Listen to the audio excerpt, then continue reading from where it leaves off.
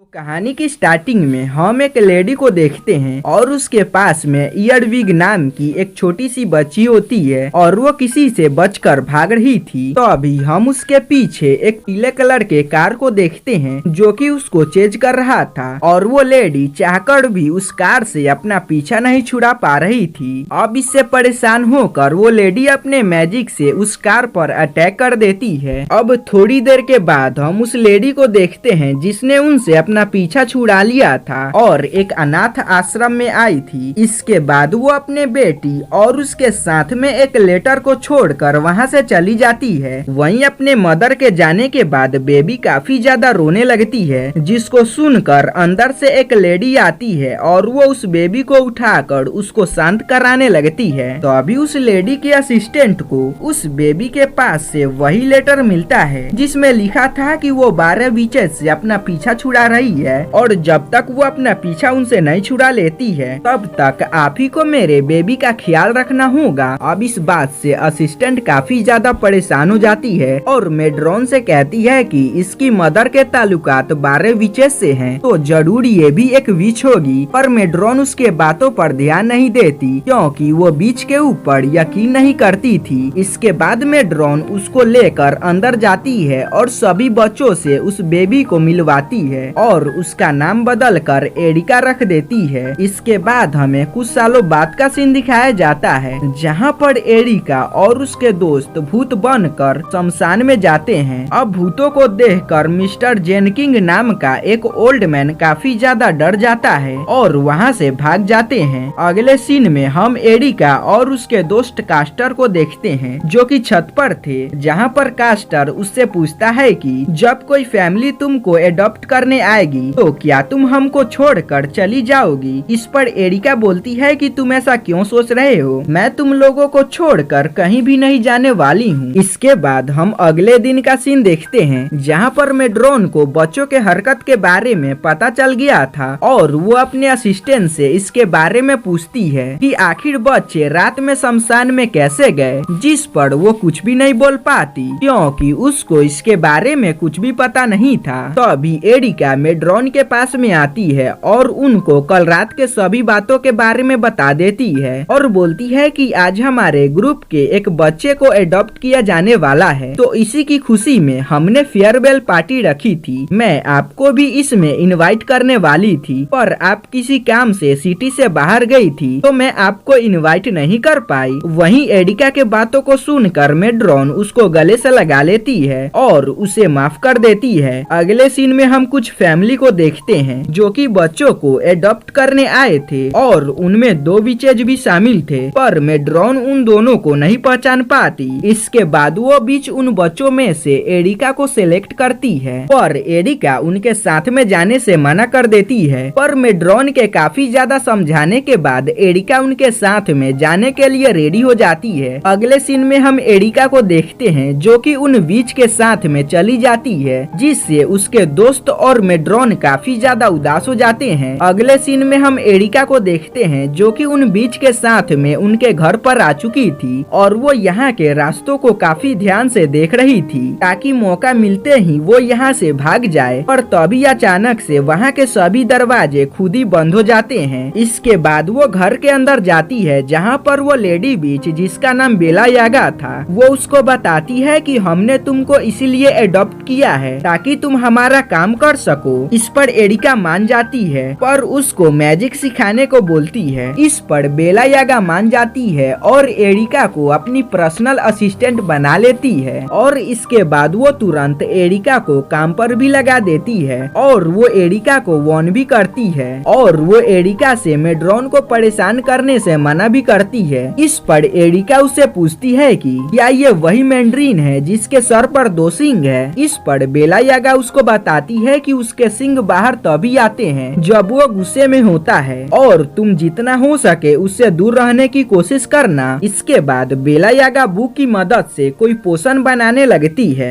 जिस पर एरिका उससे इसके बारे में बार बार पूछती है पर बेला यागा उसको कुछ भी नहीं बताती। तो अभी बेला यागा के पास में एक कॉल आता है और वो जब वो बात करने लगती है तो एरिका उस बुक से अपने काम की कोई चीज देखने लगती है और उस किताब में उसको उसके काम का कुछ भी नहीं मिलता। उसी रात एरिका बेला यागा को एक कमरे से दूसरे कमरे में जाते हुए देखती है और उसके पीछे जाती है, पर वो दरवाजा गायब हो जाता है, जिस पर एरिका उसके सामने वाले कमरे में जाती है जहाँ से बेला यागा बाहर आई थी। और हम उस कमरे को देखते हैं जो कि एक लाइब्रेरी लग रही थी, क्योंकि वहाँ पर काफी सारे किताबें थी। एरिका टेबल से एक लेटर उठाकर पढ़ने लगती है, तभी एक बुक उसके सर पर गिरती है, पर वो इस पर ध्यान नहीं देती। तभी एक और किताब उसके सर पर गिरता है और जब वो ऊपर देखती है तो उसको पता चलता है कि उसके ऊपर काफी सारे किताबें गिरने वाली थी, जो देखकर वो वहाँ से भागने लगती है। इसके बाद एरिका एक और कमरे में आती है जहाँ पर हमें मूवी की स्टार्टिंग वाला कार दिखाई देता है और एरिका को उस कार में से एयरविग नाम की एक बुक और एक रेडियो मिलती है और वो उसको लेकर बाहर आती है। तो अभी वो दरवाजा वहाँ से गायब हो जाता है, पर एरिका यहाँ पर नहीं रहना चाहती थी और वो यहाँ के विंडो से भागने की कोशिश करती है, पर ऐसा नहीं कर पाती और वो हार मान कर सो जाती है। इसके बाद हमें अगले दिन का सीन दिखाया जाता है जहाँ बेला यागा उसको खाना बनाना सिखा रही थी ताकि वो उनके लिए खाना बना सके, पर एरिका का उसके बातों पर ध्यान नहीं था और वो उससे उसके बेडरूम के बारे में पूछती है, पर बेला यागा उसको कुछ भी नहीं बताती। अगले दिन जब बेला यागा कपड़े सुखा रही थी तभी एरिका को वहाँ से भागने का रास्ता मिलता है। इसके बाद वो उस तरफ जाने लगती है, पर वहाँ के प्लांट्स उसको पकड़ लेते हैं। इस पर बेला यागा उसको बताती है कि तुम कभी भी यहाँ से भाग नहीं पाओगी, क्योंकि यहाँ पर चारों तरफ मैंड्रिन के गार्ड मौजूद है। इसके बाद जब भी एरिका बेला यागा से मैजिक सिखाने को बोलती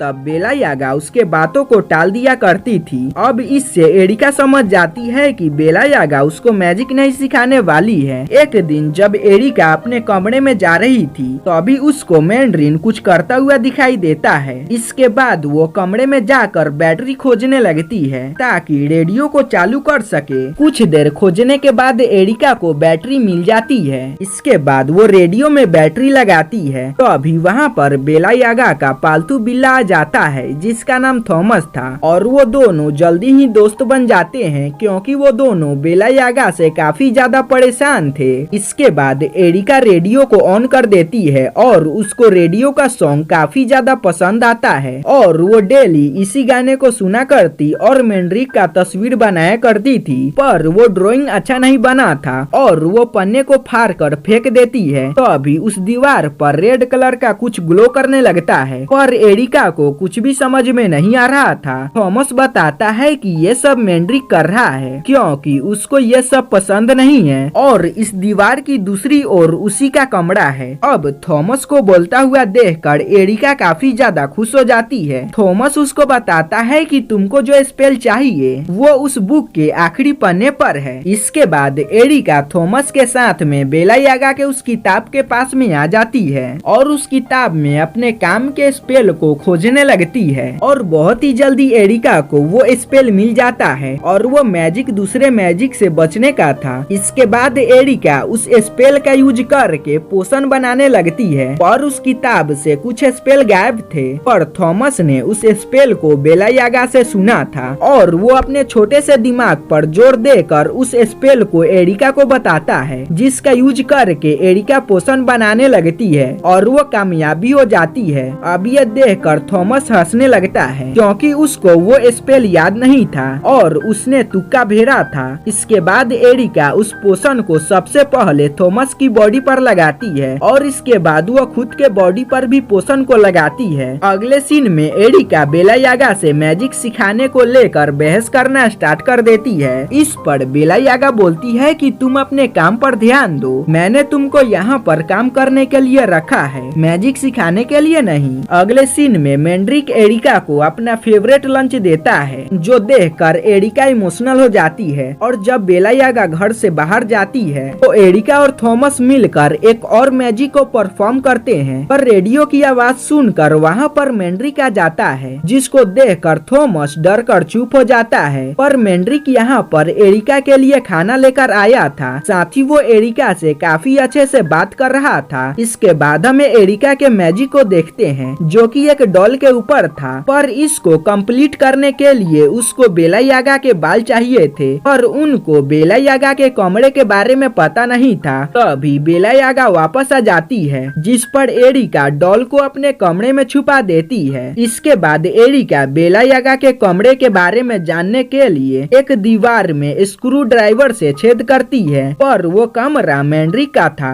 जो बैठकर पियानो बजा रहा था। अगले दिन एरिका को बेला यागा के कैप में उसका बाल मिल जाता है, जिसे वो काफी ज्यादा खुश हो जाती है और वो उसके बाल को काफी संभाल कर छुपा देती है। और जब एरिका उस बाल को डॉल पर लगाती है तो उसका मैजिक काम कर जाता है, पर बेला यागा को कुछ भी समझ में नहीं आ रहा था। इस पर एरिका उससे बोलती है कि तुमको एक्स्ट्रा काम करने के लिए एक्स्ट्रा हाथों की जरूरत थी, जो अब तुमको मिल चुके हैं। अब इसकी वजह से बेला यागा काफी ज्यादा गुस्सा हो जाती है और वो एरिका को कमरे में बंद कर देती है। तो अभी एरिका का बनाया हुआ डॉल गिरकर टूट जाता है, जिससे उसको समझ में आ जाता है कि उसका मैजिक अब काम नहीं करेगा। तो अभी वहाँ पर काफी सारे कीड़े आ जाते हैं और इसको बेला यागा ने एरिका को सबक सिखाने के लिए छोड़ा था, पर एरिका के मैजिक पोशन की वजह से कीड़े उसका कुछ भी नहीं कर पाते। इसके बाद एरिका उन सभी कीड़ों को मैंड्रिक के कमरे में छोड़ देती है, जिसके तुरंत बाद ही मैंड्रिक अपने कमरे से बाहर आता है और वो विच के फॉर्म में आ चुका था और उसको पता था कि इन कीड़ों को बेला यागा नहीं छोड़ा होगा। इसके बाद वो उसके पास में जाता है और उसको काफी ज्यादा डांटता है। इससे डर कर बेला यागा एरिका के पास में आती है और उसको डांटने लगती है, पर तभी वहाँ पर मैंड्रिक आ जाता है। तो एरिका बेला यागा को आगे करके खुद मैंड्रिक के कमरे में चली जाती है, जहाँ पर एरिका को मैंड्रिक, बेला यागा और उसके मदर की फोटो दिखाई देती है। पर एरिका को अपने मदर के बारे में कुछ भी पता नहीं था, पर तभी वहाँ पर मैंड्रिक आ जाता है, पर वो एरिका को नहीं डांटता और बोलता है कि मैंने बेला यागा को समझा दिया है और वो अब तुमको परेशान नहीं करेगी और तुमको मैजिक भी सिखाएगी। इससे एरिका काफी ज्यादा खुश हो जाती है और मैंड्रिक से अपने मदर के बारे में पूछती है। इस पर वो बोलता है कि वो हमारी साथी थी और वो हमको छोड़कर कहीं पर चली गई है। इसके बाद वो एरिका को उसके कमरे में भेज देता है। एरिका को अपने बेडरूम की खिड़की खुली हुई दिखाई देती है, पर अब वो यहाँ से ना भागने का डिसाइड करती है। इसके बाद वो बेला यागा के पास में जाकर मैजिक सिखाने को बोलती है, पर बेला यागा इस पर कुछ भी नहीं बोलती। तो अभी एरिका उसको गले से लगा लेती है और बोलती है कि मैंड्रिक ने मुझे बताया कि आप काफी ज्यादा टैलेंटेड विच हो और मुझे बड़ा होकर आप ही की तरह बनना है। अब इस बात से बेला यागा इमोशनल हो जाती है और एरिका को अपना टैलेंट दिखाती है। इसके बाद हमें 6 महीने बाद का सीन दिखाया जाता है, जहाँ पर एरिका ने बेला यागा और मैंड्रिक को अपने कंट्रोल में कर लिया था और वो दोनों एरिका के हर बात को मानते थे और वो एरिका के ओरिजिनल नेम एयरविक कहकर बुलाते थे और मैंड्रिक के सभी मॉन्स्टर भी एरिका के बातों को मानते थे। इसके बाद एरिका येलो कार में बेला यागा और मैंड्रिक के साथ में पिकनिक मनाने जाती है, पर एरिका अभी भी खुश नहीं थी क्योंकि वो अपने दोस्त क्रस्टर को मिस कर रही थी और वो उसको भी यहाँ पर बुलाना चाहती थी, पर क्रस्टर मैंड्रिक से काफी ज्यादा डरता था, इसीलिए वो यहाँ पर नहीं आ रहा था। पर क्रिसमस के दिन क्रस्टर हिम्मत जुटाकर एरिका को गिफ्ट देने आता है, पर वो अभी भी घर के अंदर नहीं जाता। तभी वहाँ पर एरिका की मॉम आती है, जो कि एरिका को एयरविग नाम से बुलाकर उसको अपनी तरफ से गिफ्ट देती है। और यहीं पे हमारा ये मूवी खत्म हो जाता है। तो गाइस, अगर आपको वीडियो पसंद आया हो और अगर आप लोग चाहते हो कि मैं ऐसे ही मूवी एक्सप्लेनेशन ले आता रहूं, तो आप इस चैनल को सब्सक्राइब और वीडियो को लाइक कर दीजिएगा। तो मिलते हैं अगले वीडियो।